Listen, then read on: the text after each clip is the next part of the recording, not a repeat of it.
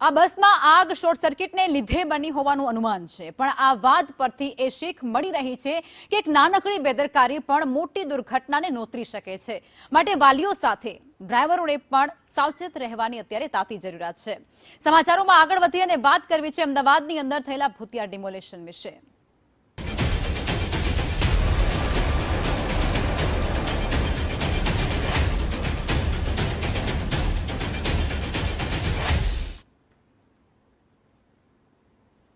અમદાવાદના નરોડામાં ડિમોલેશન મામલે એક મહત્વના અને સૌથી મોટા સમાચાર મળી રહ્યા છે।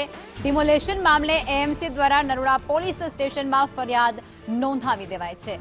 રાજેશ યાદવ અને કમલ પમલાની સામે એએમસીના ખોટા નામનો ઉપયોગ કરવાને બદલ ફરિયાદ નોંધાઈ છે। પ્રાથમિક માહિતી મુજબ બંને આરોપીઓ સિક્યુરિટી તરીકે કામ કરતા હોવાનું સામે આવ્યું છે।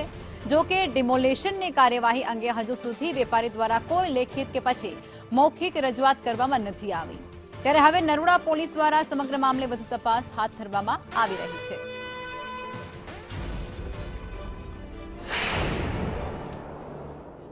જે વિડીયો બનેલો અને વિડીયોમાં જે કોઈ વ્યક્તિ બોલે છે કે ભાઈ એએમસીના અધિકારી, ખરેખર એએમસીના અધિકારી ત્યાં હતા નહીં, એએમસીએ આ કામગીરી કરી નથી કે એવું કંઈ થયું નથી, પણ છતાંય ખોટું એએમસીનું નામ બદનામ કરવા માટે થઈ આ જે વસ્તુ બની છે એ વિડીયોના આધારે અમે આજે ગુનો દાખલ કર્યો છે। ખોટું નામ ધારણ કરી અને નામ બદનામ કરવું। સાહેબ, આ કોની વિરુદ્ધમાં ફરિયાદ દાખલ થઈ છે, કોણે કરાવી છે અને શું ફરિયાદ?